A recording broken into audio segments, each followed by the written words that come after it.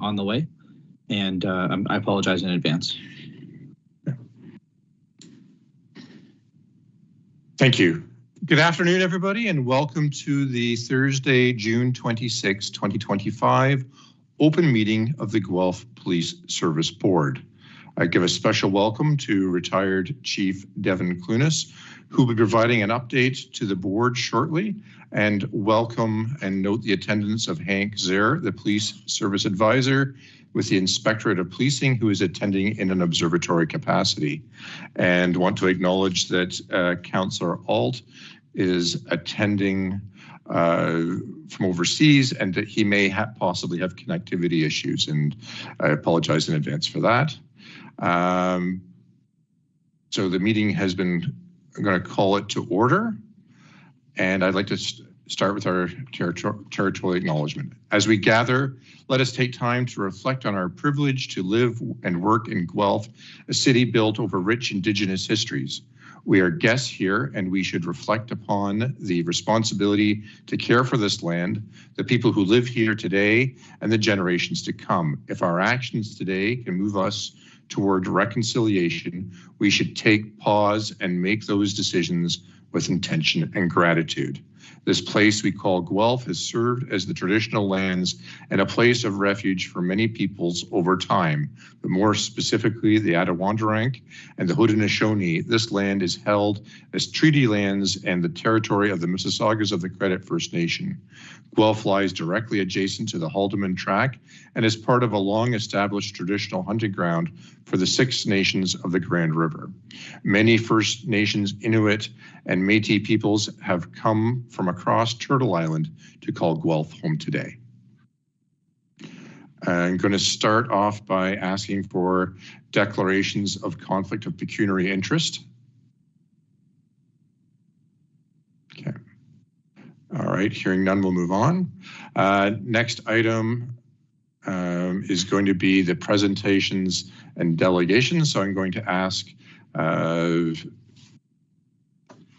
going to introduce Devin Clunas, who is recognized as internationally as a visionary policing leader with over 35 years of progressive contributions to policing and community safety. Devin served for 29 years with the Winnipeg Police Service, rising to the rank of chief in 2012, becoming Winnipeg's 17th chief of police and the first Black chief of police in Canadian history.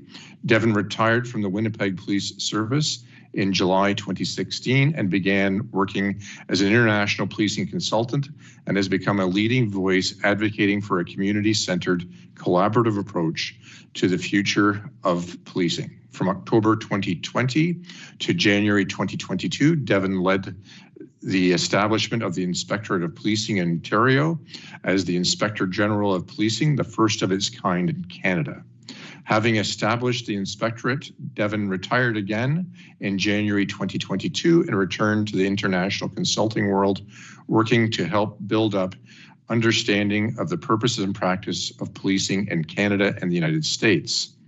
Devin was president of the Manitoba Association of Chiefs of Police and was awarded Lieutenant Governor's Award for Advancement of Interreligious Understanding in 2017. Devin has served on numerous boards, including the Canadian Police Knowledge Network, the Poverty Reduction Council of Winnipeg, the Bear Clan Patrol, University of Manitoba Leadership Institute, and continues to work with law enforcement, business, and civilian groups to advance the community safety.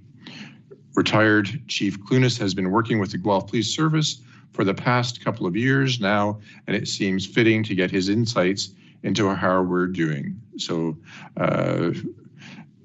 Chief Clunas, can you, how are we making out? Sorry, you're on mute. There we go. Thank you, Mr. Chair. That was a very generous introduction. I truly appreciate it. I don't think I've had one that extensive in a very long time. I typically cut them down, but I appreciate it very much. How are you doing? Well, you're about to hear how you're doing, and that's why I'm here. Typically, for over the last 2.5 years, I've been posing a couple of questions to all the audience that I have the privilege of speaking to. And I've now posed these two questions to well in excess of probably 18,000 Canadians and a few Americans. And the first question is, how many of you are satisfied with the state of the world? And you don't have to put your hands up, but just think about that for a second. I can tell you, out of 18,000 plus individuals, and a lot of it was face-to-face, I've only had 2 Canadians who said that they were satisfied with the state of the world. And that's not about anything that's happening currently. As I said, I've been doing this for the last 2.5 years. And then I would follow up that first question with the second one being, how many of you are optimistic that things will change for the better? And I can tell you maybe 5% of individuals right across the board are saying that they're optimistic. So people are not satisfied with the state of global affairs, local affairs, national affairs right now. They're looking for change, but they're really not finding anyone who's leading that change. And so I want you to think about that as I share my comments about what I see happening in your organization, in your city. I can tell you that my life in terms of policing has always been about trying to help lead some meaningful change. And the reason why I'm here at your board meeting, why I really enjoy spending time in your city, is because I see a police service, a leadership in the police service, but also a city that's actually trying to help lead real meaningful change. And as I said, the world right now is desirous of incredible change. And it's not just me saying that. I know that recently you had a member of the Australian Police Service come to your city because they were looking globally to say who's doing community policing and community well. And my understanding is they put that search into Google, and consistently your police service was popping up as one of the best. And I believe that truly is the case. So you don't even need Devon Clunas to testify to say you're doing well. Others are saying that you're doing incredibly well. Now, for those who may not have heard me in the past, let me just tell you just a very snippet about Devon Clunas. Like many in our country, I am an immigrant, arrived in Winnipeg, Manitoba in 1975 when terms like DEI and equity, diversity, and inclusion, I don't even believe was in the policing universe. And I remember as a young person, not really feeling that, connected, included, because I didn't like what I was seeing in terms of the narrative between police and people of color. And I thought, I want to do something about it. I'm going to be a change agent. And at the time, I had never seen a police officer look like me. I said, no, I'm going to join the police and be a bridge builder. I'm going to help to change the prevailing narrative. So I became a police officer in 1987. And that's exactly what I work towards, building relationships between the police and yes, people who look like me, but I'm saying right across the entire spectrum of society. Now, between 1975 and the current state that we're in, we have seen incredible change demographically speaking. And we know that the last 5 years have been incredibly difficult for police in the community. A lot came out of the murder of George Floyd in the US, and there was this, pushback against policing as we typically saw policing. We also realized that in terms of, school resource officers, there was that massive pushback. And I retired in 2016 after having served 29 years, but my entire time as the chief of police was that, no, we need to get incredibly connected with the community. I can tell you at the time when I took over in 2012, Winnipeg was murder and crime capital of the country. But with that mindset of being incredibly community centric, when I retired in 2016, we had seen the biggest drop in crime, but also the greatest growth in community cohesion. And people would ask me, what is the key to effective policing? And I said, it's about building that relationship with community. I went off into the consulting world, did a lot of work in the US, and I can tell you the principles that I shared south of the border was exactly what we did in Winnipeg, but basically what we're doing right across our entire country. And I thought things were going really well until, of course, the issue arose with George Floyd, and I started to see this pushback against policing. But I recognized that effective policing really, it underpins what we consider to be civil society. So that is why I took on the job of helping to establish the Inspectorate of Policing. And when I came to Ontario in the middle of the pandemic to help establish the Inspectorate, a brand new entity in policing in our country, I said to folks in government, who are some of the best leaders? Because I want to start with the very best. And hear me clearly, again, it's not Devon Clunas saying this. It was people in government and elsewhere saying, you need to speak to Chief Kobe in Guelph, right? He was one of the very first chiefs that I connected with, because if you're about to do something that's going to be transformational, you want to have the best with you out front. And I met with your chief, and I met with every single chief across the entire province, every single board. And at the end of the day, we're able to sign off on this is the future of policing in your province. This is what the inspectorate will be. It'll be an institution that will be calling people to excellence, not just out to police, but to say, here's how we can be our very best.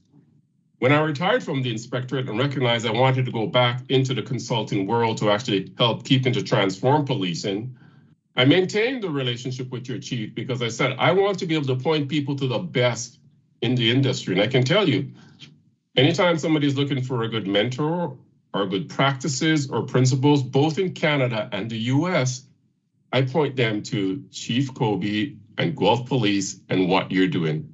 Because right now we need incredible change in policing, not just in policing, we're talking about in society and culture, generally speaking.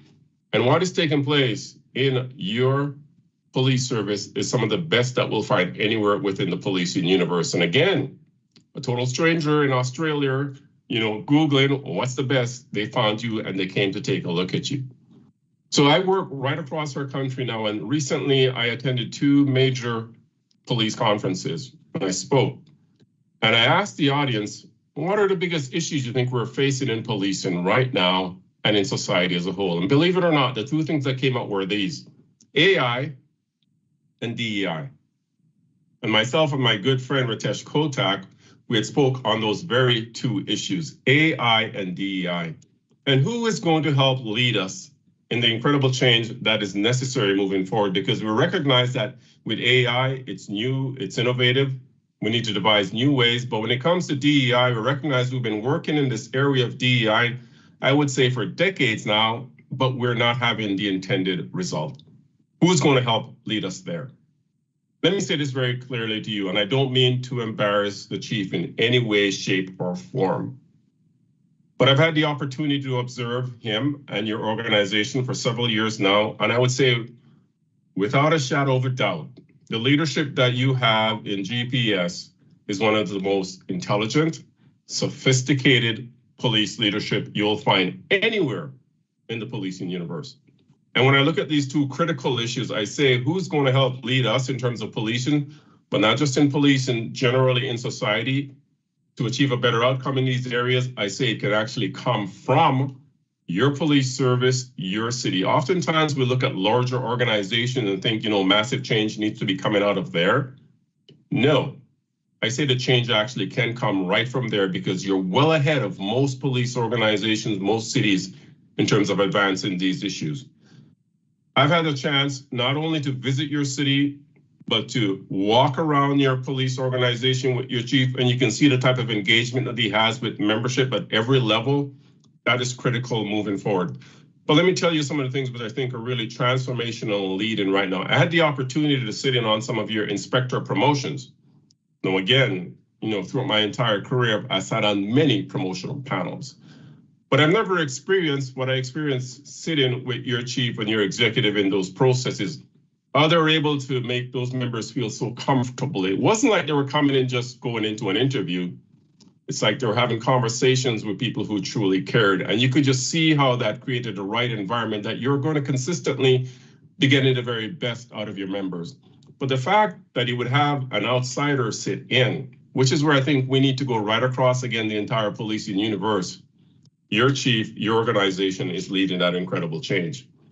I remember oftentimes myself having to go in front of our board and present our budget, and I would have a lot of support there with me, but it was always very static. Well, I had an opportunity to see your chief, not only the preparation, but the presentation of the budget.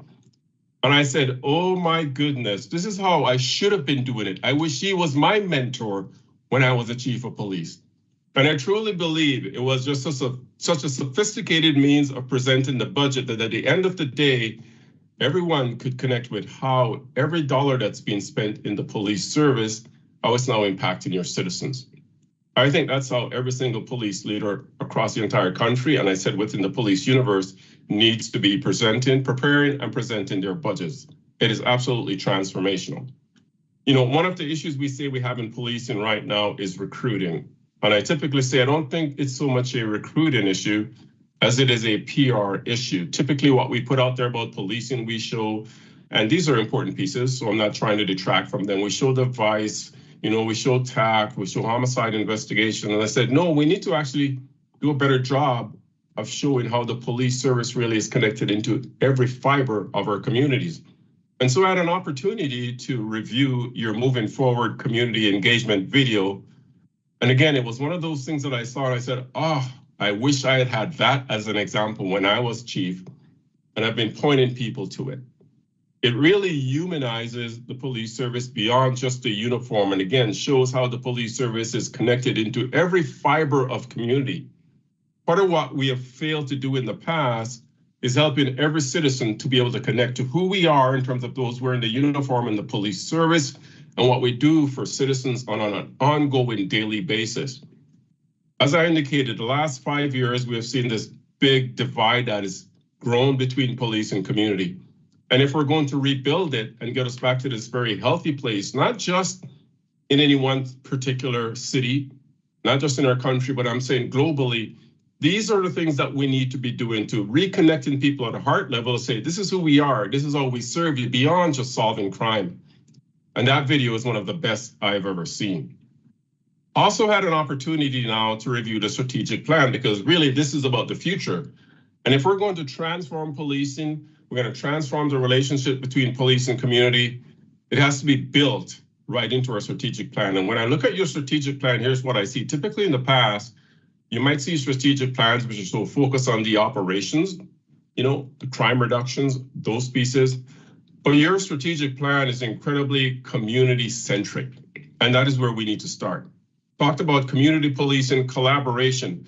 And what I really love to see was the fact that you're talking about youth well-being. Well-being and wellness, when I first started in policing, weren't even words that we use. But that's definitely embedded into your plan. Community wellness around equity, diversity, and inclusion, and that's something I'd love to work with you on moving forward. But the whole mindset of having ongoing public engagement, that the police service is not just an island unto itself. And the key for me was this, because during my time in policing, I said, there's no way we're going to be effective in terms of serving the public if we're not serving our members effectively. And what I see again, embedded into your plan, is the whole issue of organizational wellness. By taking good care of your members, the members can now go out and take good care of the citizens. I mean, in the past, that wasn't even a consideration. So now when you look to the future of policing and what it needs to be, and you close with future-ready policing, that's exactly what I see happening in your city on an ongoing basis. There are not a lot of organizations who are leading with that mindset. However, we know that that is what is absolutely required for us to shift the paradigm of policing, rebuild the relationship between police and the community. And that is why I'm truly looking forward to continuing this relationship with the Guelph Police Service and Chief Colby, because I believe leadership globally is going to come very locally from the work that you're doing right there. And as I said, it's not just Devon Clooney saying that. You had a total stranger from Australia, Googled, found you, and came to look at the work you're doing. I'm just one more testifying that, yes, incredible work is ongoing in the Guelph Police Service. That's what I have to say to you, and I'll take any questions on any other issues that you might like. Thank you. Thank you, Devon. Any questions from any of the members of our board? Councillor Ault? Thank you very much, Chair McSher. I don't have any questions. Really, what I want to do is thank retired Chief Clunas for the very positive endorsement of policing as it is occurring in Guelph. I think that this is something that the community needs to hear, and especially to recognize that the problems that we encounter in Guelph are problems that are not just national, but are international in scope. And I've heard you loudly and clearly saying we're dealing with them quite well, and I thank you very much for that. You're welcome, sir. Okay. Any other questions or comments from any other members? Hearing none. Chief Clunas, I'm going to thank you very much for your continued work. And it is. And Mr. Chair, I don't know if you're about to end Devon's presentation. I just wanted to let the community know that one, thank you so much, Devon, for all your work. But we're going to be bringing Devon to Guelph in the fall so Devon can work with us as we host some community discussions about how we can really leverage the strength of our community and kind of bring our opportunity as a catalyst, as a service, to bring our community together, to be working towards making sure we are the healthiest and safest city possible. So I just wanted to bit of a prequel for what we're going to be doing in the fall, and we look forward to having you here, Devon, to host some of these discussions with our citizens. Look forward to that. Thank you, Chief Kobe. So anyway, thank you, Chief Clunas. I want to thank you very much for your presentation today, but also for the work that you've been doing with our board and our service, and your valuable insights. And it's great for us to be able to give an outsider's review of what's going on, so that we can realize the things that, for those of us who've been this is our only experience with policing, being on this board, it's very valuable to be given that kind of insight and understanding. So thank you very much for that. My pleasure. Okay. All right. Our next item is the approval of the agenda. Can I have a mover and a seconder? Moved by Councillor Alt, seconded by Mayor Guthrie. All in favor? Opposed? Carried. Next item is the consent agenda. If anybody would like to take anything out of the consent agenda before now's the opportunity to speak up. Otherwise, I'm going to seek a motion to approve the consent agenda. Okay, can I have a motion to approve it? Moved by Councillor Alt, seconded by Mayor Guthrie. All in favor? Opposed? Carried. Thank you. And our next item is the financial variance report. So I'll turn this over to Chief Kobe. Thank you so much, Mr. Chair. Now Sarah's online as well, so if you have any questions. So the financial variance report for March 2025, I know the board's all read the report. So in the interest of time, and I know we're going to go through the annual report and see a couple of presentations that are going to be part of that.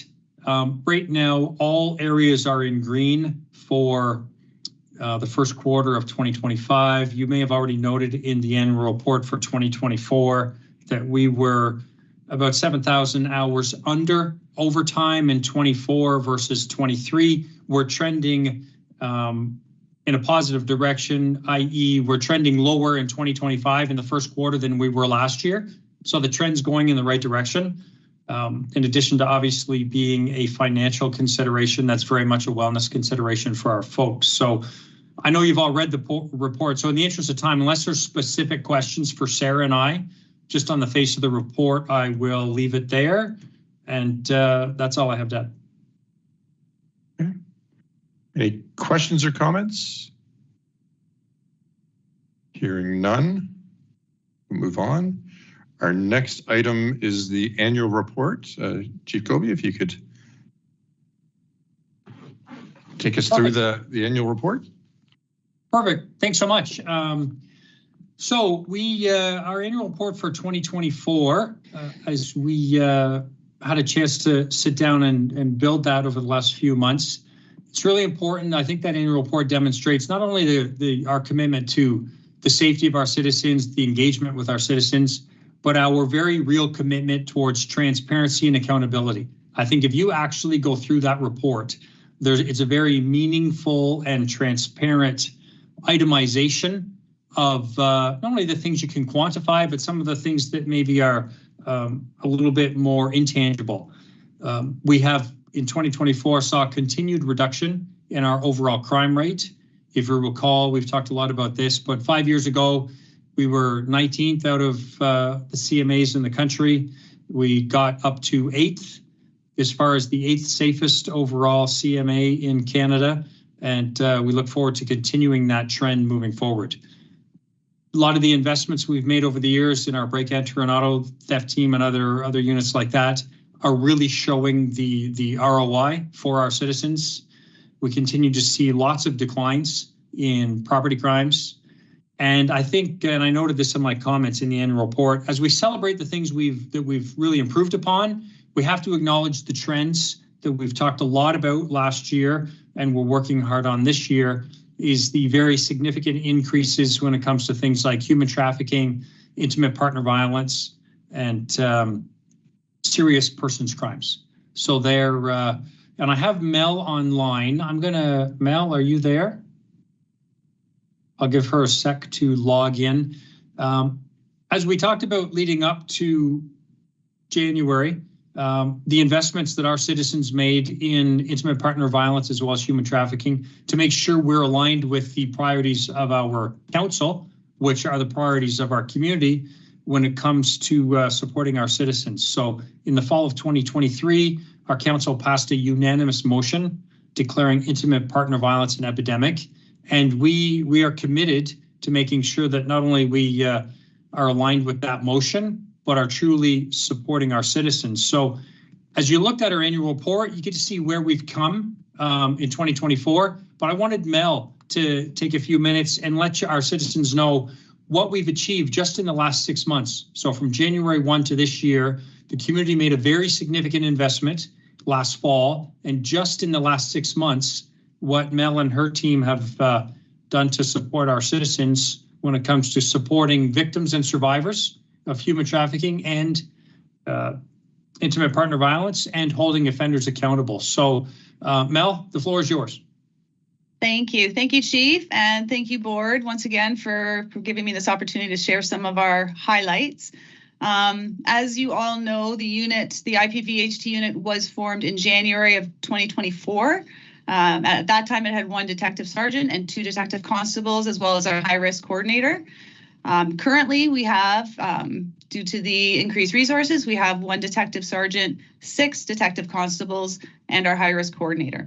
So the information that I'm going to share with you reflects what these members have done since January of this year. So to touch on our intimate partner violence, they have had over 25 arrests. The majority of these arrests are proactive arrests for wanted parties. So I can say that we have very few wanted IPV parties within our community at any one time because of these increased resources. We had an opportunity to travel to Belleville. There was a wanted party there. So we had an opportunity to locate, arrest, bring that party back here and deal with the matters, or he would have just stayed in Belleville indefinitely. So that's just one example. Increased follow-up requests from frontline. And this leads to very fulsome investigations with regards to our intimate partner violence. Just to touch on numbers, since January till now, we've had about just over 650 intimate partner violence incidents. So obviously our unit does not touch all of those, but it just shows that the support that we can provide for frontline with regards to those incidents. We've had over 40 successful high-risk compliance checks. We have initiated our early intervention program. So if we are called to the same individuals twice or more a month, they qualify for this program. So we've been able to identify 15 to 20 qualifying incidents per month for this early intervention. And that's 30 to 40 calls for service that we are proactively intervening to provide wraparound services to all parties, not just the victim, but to also the offender. Our hope is to eliminate that intimate partner violence and obviously subsequently decrease calls for service. To touch on human trafficking, we have had over 30 human trafficking calls for service since January. And again, majority of these are proactive from this unit. We are currently in contact with over 20 females that are potentially being trafficked. We are tracking and meeting with at-risk youth. So habitual runaways, kids that are in shelters that we don't believe have been exposed yet, but we're safeguarding those youth and educating those youth. We continue to support and work with our many community agencies on an ongoing basis as well. We are very involved with other police services now, police agencies. So last week, a member of our unit met with numerous other services to discuss how we can work on different projects surrounding human trafficking. So we have some of those in the works, and hopefully we can report back to you on those next year probably. So the IPV and HT been very, very busy. I do want to touch a little bit on our child exploitation unit as well. So between April 1st and April 11th, we took part in what was called Project Support. It was a provincial project targeting online offenders that groom, lure, and exploit young children. There's 8 teams of investigators and involved 23 police services across the province, with Guelph being one of them. And one of our ICE members just teamed up with Waterloo, and we're able to locate and arrest some offenders. The results of that provincially were 36 arrests, 128 charges, 9 victims identified and safeguarded. So we took part in that, and that was very successful. And our ICE unit has also safeguarded over 20 youth since January, and that's already surpassed what they did last year in 2024. So really working again towards the youth of our community. Some community events just to touch on that we have put us in contact with approximately 350 community members. We were on an HT awareness panel that was hosted by Women in Crisis. We presented with Women in Crisis and Victim Services to the Indian Cultural Group of Guelph. We hosted our intimate partner violence educational session here at the Guelph Police Service. We are part of an intimate partner violence panel for the Together We Can event hosted by the Indo-Canadian Education Science Cultural Organization. We've done a presentation to foster parents within the community. Our ICE unit, they have done 9 presentations with Crime Stoppers, Guelph and Wellington, and it's called the 555 presentation. And what that represents is 5 tips on how to talk to your kids on cyber safety and human trafficking, 5 ideas on how to keep your kids cyber safe and human trafficking aware, and 5 signs that your child is being groomed. So we've done 9 of those thus far this year. We are continuing to arrange meetings with the hotel staff and how to educate and how to report human trafficking. We recently hosted the Action Committee for Gender-Based Violence, and that includes over 20 community partners. So they attended our station here. We hosted that meeting, and that's for gender-based violence and sexual violence. This is very new. We just met a couple weeks ago. So we have newly formed Guelph Wellington Anti-Human Trafficking Table. And for those of you who are aware of the Alliance at Risk Youth Committee, that's what it's mirroring. So that committee focuses on youth in the justice system. This committee is going to focus on at-risk youth for human trafficking. So it's a collaborative table with the 2 school boards. We have Guelph General Hospital, Women in Crisis, CMHA, Victim Services, and OPP on that table to focus on youth at risk. In May, we updated our website. So we have an HT-specific tab on our website now. That we launched in the middle of May, and we've already had just under 150 hits on the HT site. And also at the beginning of May, we were approached by Crime Stoppers as they wanted to create a video, an HT awareness video, to assist with their summer campaign. And their summer campaign offers $2,000 for tips that lead to human trafficking arrests. So we jumped all over that. We invited Women in Crisis, we invited Victim Services, and we invited a survivor, Caitlin Bick, to also take part in that. And that was launched the beginning of June. And thus far, the Guelph Police Service has had just under 24,000 views on our channels. And Crime Stoppers has had just under 20,000 on their media channels. So I don't know if, I'm hoping everyone has seen that, but if they haven't, I'm going to share that with you now. It's a very short video.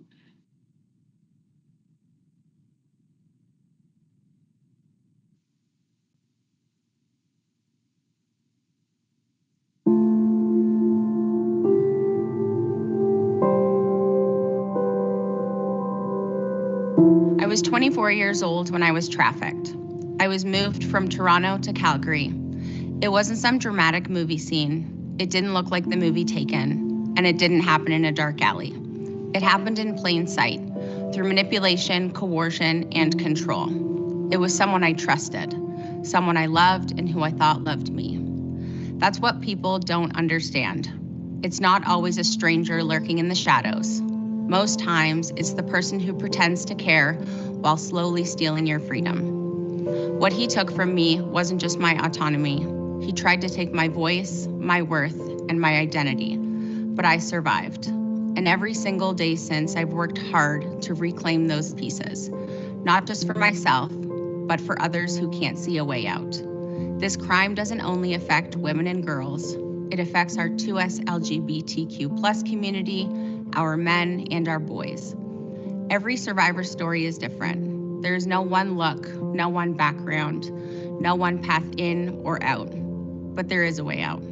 If you're watching this and you're hurting, I want you to know you are not alone. You are not to blame, you are not broken, you are so much more than what happened to you. There is help. I use my voice now for those who haven't found theirs yet.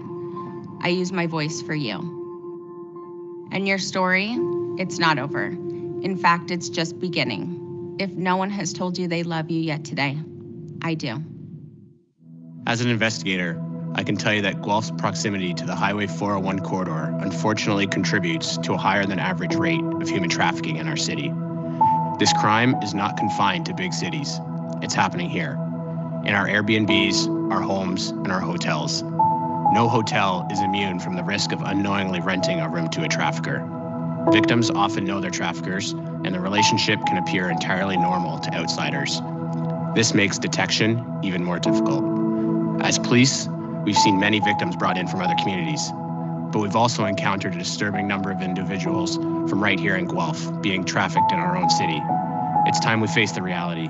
Human trafficking is a Guelph issue, and we must confront it together. When victim services are called to assist a victim in a trafficking investigation, it's obvious how many myths are out there. Like victims are typically trafficked by strangers they don't know. Many victims are trafficked by someone they know and trust, such as a romantic partner, family members, or friends. Then there's the belief that only women and children can be trafficked. While females are more likely to be trafficked, it can happen to men and boys also, and these people are often from our community. Some believe that people being trafficked are physically unable to leave because they are held against their will. While this does happen, many stay because they lack basic necessities. Some are afraid for their safety or safety of loved ones. Addiction plays a role, and of course, the feeling that they have nowhere to turn, compounded by the shame they feel. When people come to Guelph Wellington Women in Crisis for support around trafficking, we offer the services they tell us they need. We'll work with someone on immediate planning, including finding a safe place to stay. When they're ready, we set goals together and navigate systems with them so they have an advocate and an ally as they rebuild their lives. There's no time limit for support. We're here for as long as people need us. Human trafficking, specifically sex trafficking, can be reported anonymously and confidentially to Crime Stoppers Guelph Wellington at 1-800-222-TIPS or at csgw.tips. While solving a crime is important, we feel crime prevention is a key element of community safety. That's why we offer education and awareness through our human trafficking and cyber safety presentations. Whether you're a student or a parent or guardian, or simply a community member who wants to do the right thing, you can learn to recognize this crime and reduce your chance of exploitation by attending one of our human trafficking or cyber safety presentations.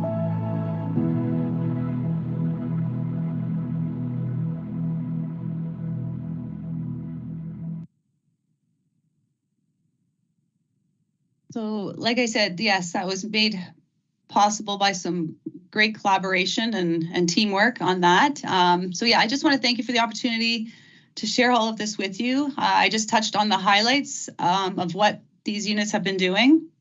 But as you can see with the added resources, we've seen some really great results thus far. I know we can do more, and we're obviously very committed to identifying the gaps that are still out there and building on the progress moving forward. So thank you very much. Thanks, Mel. And I think, I know, Mr. Chair, you're going to probably ask for questions, but I think it's really important that we will be responsive to our community needs. We have said that it is our goal we will be the city that leads by example when it comes to supporting victims and survivors of these terrible crimes. And we will also hold offenders accountable. But with that, we are very, very mindful of the investment that our community makes in policing. And I don't know if anybody else was thinking, as Mel was talking, this has happened since January, and we're not quite at the end of June. So as far as from an ROI on the human and financial resources entrusted to us by our citizens, I think it's outstanding. I think our citizens would be proud that that's how we are investing the resources they entrust with us. And Mel, thank you so much to everybody on your team for everything you've done in your leadership. And with that, Mr. Chair, I'll give you back the floor for any questions. Okay, thank you. Any questions or comments? Okay. Might I say something? I know I'm still just a visitor, and I started this, but watching that video, it really affirmed everything that I said. Typically, in a presentation like that, you might see a police service come out and speak to the issue alone, or you might see Crime Stoppers, or a social service agency. But here you saw the incredible collaboration, which is necessary moving forward, that it's something that we're all in together. It really is exemplary, and is precisely what I was talking about. The way that the GPS is doing things is the way that every police service ought to be doing it if we really want to make this massive difference moving forward. So thank you very much for that. It just affirmed everything I've said and what I believe. Thank you. Okay. And so we're going to keep rolling, Mr. Chair, if there's no questions for Mel. One of the other important things that we launched in 2024 that we are very proud of is the GPS with the leadership of council and you.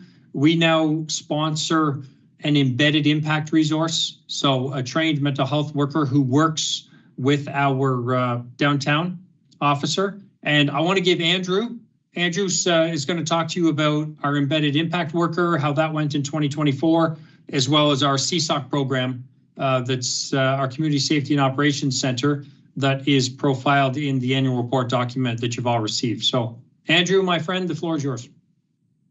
Absolutely. Thank you, Chief, and to the board again for this opportunity to share with you an update into a few initiatives highlighted within our annual report that specifically address public safety and community engagement. I'm actually going to start with our downtown. So I'm very pleased with the positive changes that have occurred in our downtown.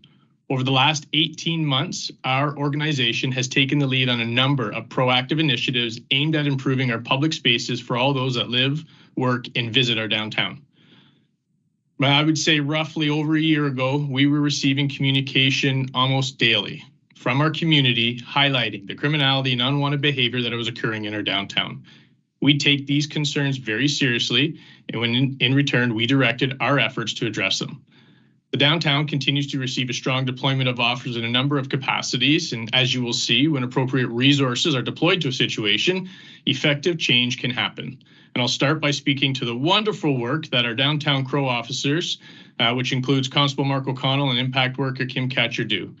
Our service, in partnership with the Canadian Mental Health Association, implemented and supported the Downtown Impact Worker Program in 2024. This program has been instrumental in managing emergency service calls while also creating vital pathways to long-term care and support. Truthfully, put it simple, Mark and Kim have put people first, ensuring they get the help they need while also mitigating public safety concerns. In 2024, Mark and Kim attended over 600 calls for service. That is absolutely incredible and speaks to the value this program has in our downtown and demonstrates a significant and positive return on investment. In addition, starting last October, we deployed an additional number of officers to our downtown as part of our public safety initiative.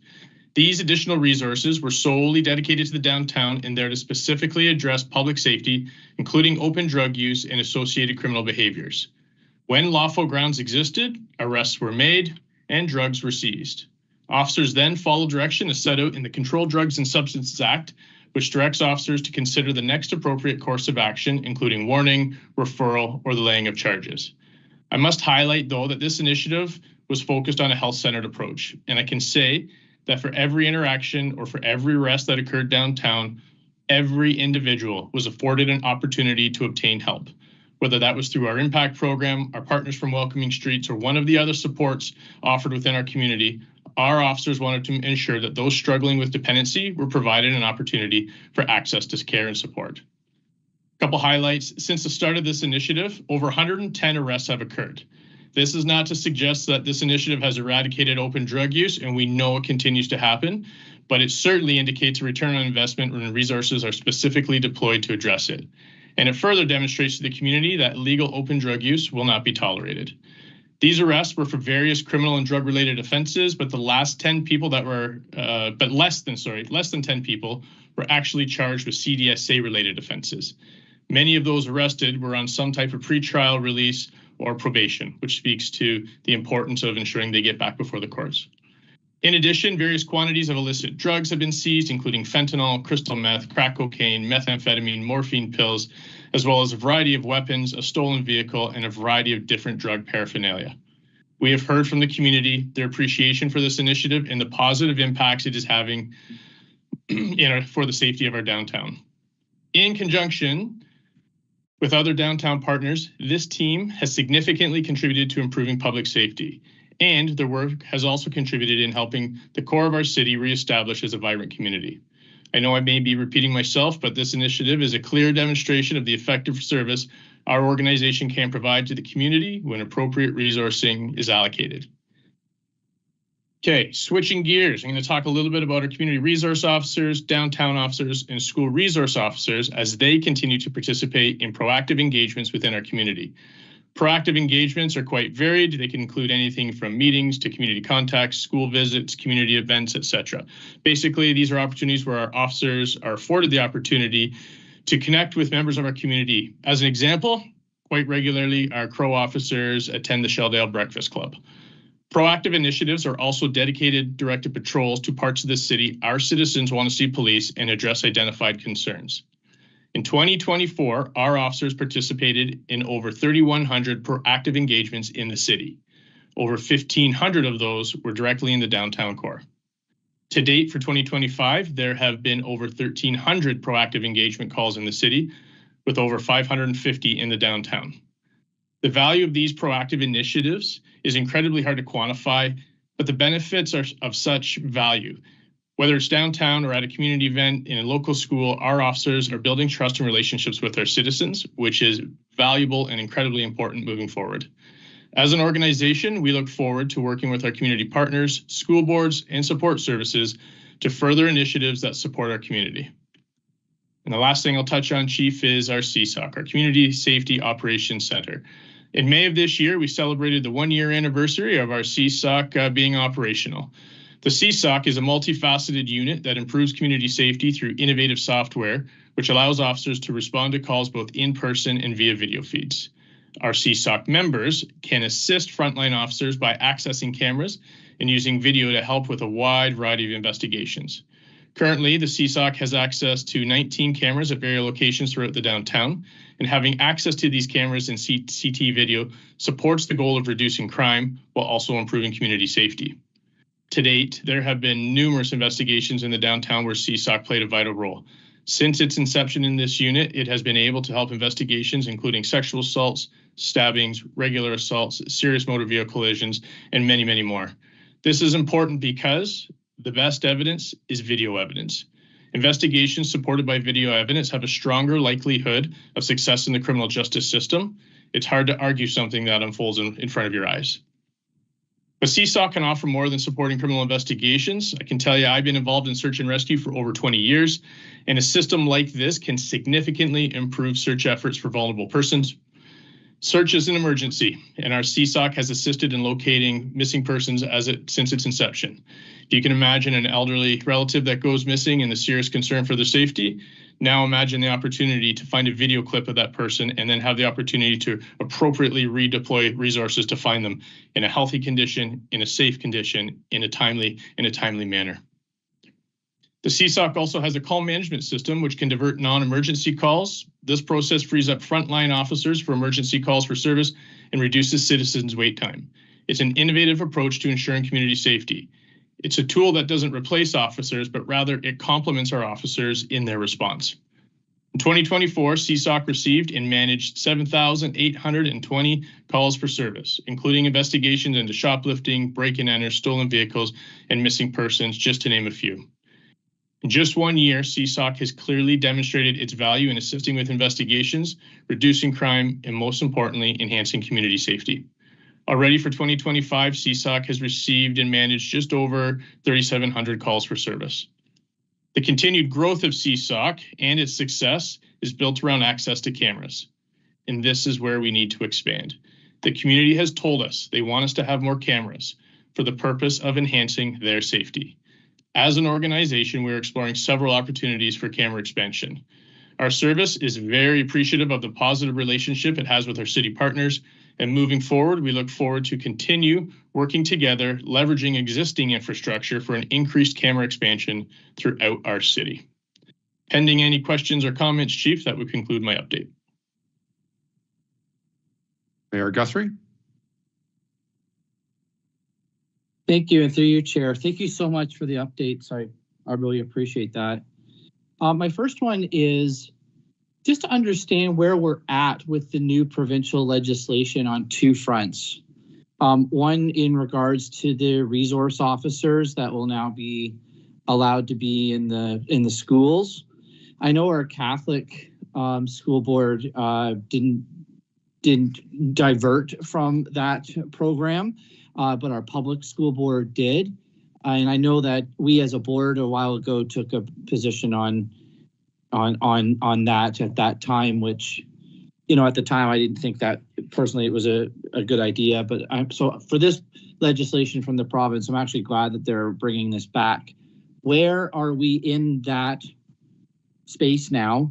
And then the second one was around open drug use. So the legislation is changing under the Community or City Safety Act that the province also brought forward. And I don't know if those regulations are set out yet from the province, but on those two things, the resource officer and on the open drug use, wondering where we're at, if you can talk about that at all. Sure, I'll take that. And then Andrew, I'll probably come to you here. So first of all, with respect to the high school resource officers, I haven't seen the final legislation, so I know that's got to make its way through. I can say that we are 100% committed to making sure we offer those resources available to our public school SROs. I know that the Upper Grand District School Board, we've had very preliminary discussions, but I anticipate a continuation of the excellent relationship we have with them. We will absolutely be expanding our resource officer program to support them and finding a way to evolve that program that supports students, families, and the schools. But we want to see the legislation, so I don't want to speak too much on what it's going to look like.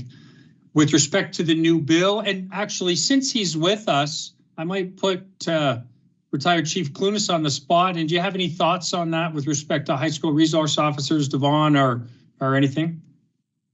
Yes, I do, Chief. 29 years, but I consistently tell folks, even though I became Chief of Police, the most enjoyable years, the most meaningful were 5 years that I spent as a school resource officer. And that is one of the things I'm championing, is the reinstitution of SROs right across the board, because I believe the narratives have been hijacked. School resource officers are a good thing, and we need to get back to that. Yes. Okay. Well, and I think we want to always find positive, proactive engagements with our youth. So with respect to the other piece of legislation, Andrew, do you want to touch on that? I suspect what Andrew's going to, really what we started doing a year ago with the downtown is completely in line with where we are positioned with respect to that brand new legislation. C6, Andrew, I believe, and it got royal assent in the last couple of weeks. Yeah, absolutely. So Bill 6, it did get royal assent. I think it was June 5th. And you highlighted exactly what I was going to say. It just reaffirms a direction that our service went approximately a year ago.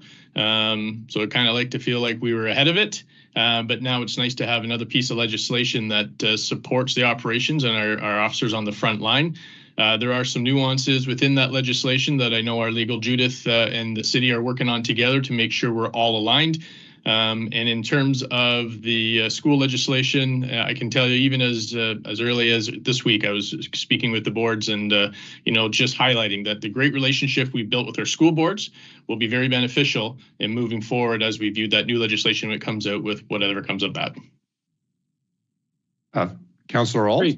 Oh, sorry, Peter, I just wanted to add one more follow-up, if that's okay, Chair. Thank you. And then my final point on what was presented was just on the video cameras. And I just think this is an opportunity where I didn't hear it in the presentation.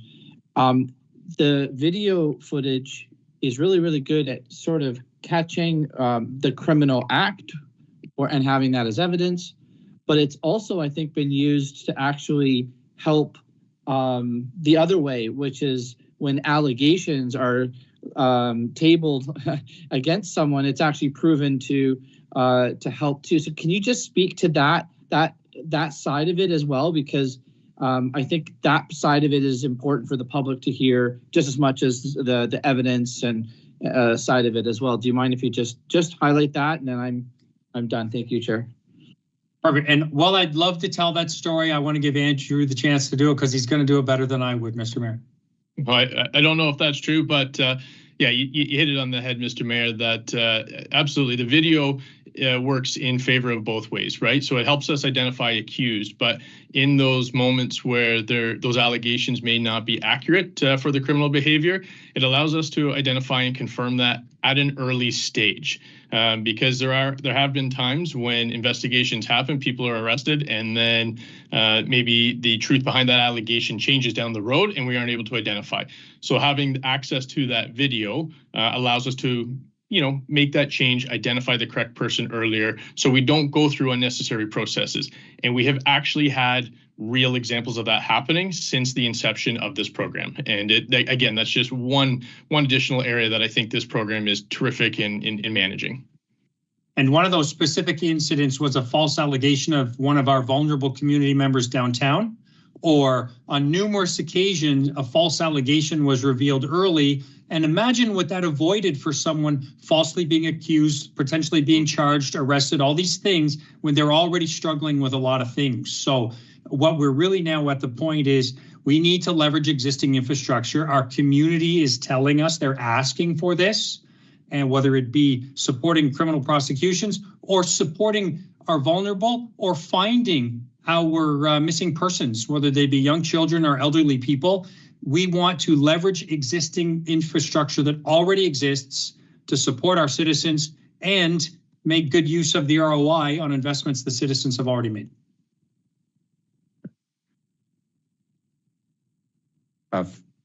Councillor Ault? Thank you very much. As we are dealing with school resource officers, I was in a school that had one of the first, if not the first, school resource officer. I'm quite familiar with the program, and the question that I have, it's a financial question, Chief Kobe, in a way, and I think that's important. I don't believe that school resource officers are going to take away significantly from the assignment of officers by yourself throughout the community. It's not a depletion of resources, and it's not a depletion of, or a cost, a net cost to the police budget, is it?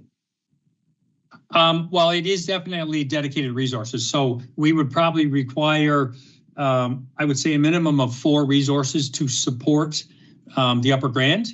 And while it is certainly an investment, it's that proactive, the things that it avoids. First and foremost, the positive interactions with our community, but giving the safety, the feeling of safety, that building of trust with our members. So it is definitely, like right now, we have a number of resources who work just to support our Catholic board, and they're full-time. That's a full-time commitment. So the students, the vice principals, the school community have one point of contact versus calling and getting a frontline member who may not have that same synergy or just continuity of relationship with the students in the schools.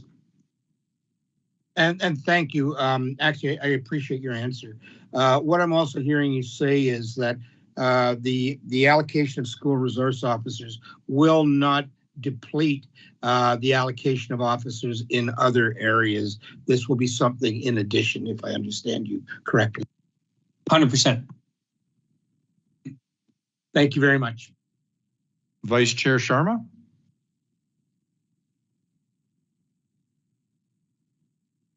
You're muted. Thank you. That would help. Thank you, Mr. Chair. For the Chief and Inspector Goody, what is stopping us from tying into these cameras and into CSOC, and what's the roadblock here so we can address that and make some progress on that front as well, especially if it's such a community desired endeavor. I think we should see, what's prohibiting that. That's an excellent question. Giving you a head start, Andrew, I'm going to let you talk after I'm done. So the 19 cameras we have downtown, that is a cooperative we have with the city. We are currently in conversations with the city of Guelph to leverage existing infrastructure they already have, while being mindful of the privacy impact assessment that we've already done, as well as future privacy impact assessments that would require if we want to onboard those cameras in different areas of the city or other places. So there is really, we can accommodate pretty much any number of video feeds. It's just making sure that we do that, we onboard those in consideration of the privacy implications as well. So I just want to jump in there quickly. So just for my knowledge and the public's knowledge, is the privacy assessment different based on the location of the camera, or is it just if you have one, you've done one for one kind of area, you can use that for the rest of the locations? Daryl, I'll let you take that one. It's a bit of a mix. So we do a community consult. We're going to expand the program out. We'll do a community consult as part of the privacy assessment to get some community feedback. So the initial assessment that we did in the downtown, we hosted an information session here. The media was here. A number of businesses from downtown, and the public was certainly welcome. So we went through that. We evaluated that process, and that's why we set up the original 19 cameras. So as we unfold this further out, we'll have another community consultation. And that'll be part of the privacy assessment again as we expand it out. And now, sorry, going based on that now, do you have to start do we have to start at the police level the privacy consult before we engage the city again, or do we engage the city and then start the privacy consult? I think the two run hand in hand. We kind of do it together. Thank you. Okay. All right. Is that any further questions or comments? Hearing none. And I promise, Mr. Chair, I'm almost wrapping up. If Andrew's done. Andrew, are you done? Anything else on your part? Oh, absolutely. That was it. Thank you very much for the opportunity. Okay. And then a lot went on in 2024, Mr. Chair. So I take just a couple more minutes here. And I know you've already read the report. But what you will find is, so Andrew had touched on, we did 3,100 proactive engagements with our citizens last year. 5 years ago, that number was about 200 or 300. So not to say there wasn't many more going on, but as I say often, we need to be able to document what we're doing so our community is aware, and also they can have confidence in how we are investing their funds. So in addition to the dozens of community events that we attend, we are going to ensure that we are responsive to our community needs and that we are including our community in those discussions. Retired Chief Clunas will be here in the fall, and we really want to expand what we've been doing as far as how can we bring our citizens together so that we build tomorrow together. We move forward together as indicated on our strat plan. On the numbers side, in 2024, we had 7,000 fewer hours in overtime, about 16% less. We saw a reduction in sick time in total, as well as per member. You'll notice on the grant page, we try to leverage whatever opportunities there are. So we had just under $5 million worth of grant funding to support our operations. And then I want to end on Our annual report ends on our use of force incidents. And I think you will note that of the almost 80,000 calls that our members attended to in 2024, so 80,000 calls for service, which represents many more thousands of interactions with members of the public, 89 of those 80,000 incidences resulted in a use of force report being submitted. That represents a 16.8% decrease in the number of incidents and an 18.5% decrease in the use of force levels engaged. So in addition to that overall decrease, and I think that our service and our board can be proud of the transparency of our report. If you look at our use of force report that's in our annual report for our citizens, every single one of those 89 incidents are itemized.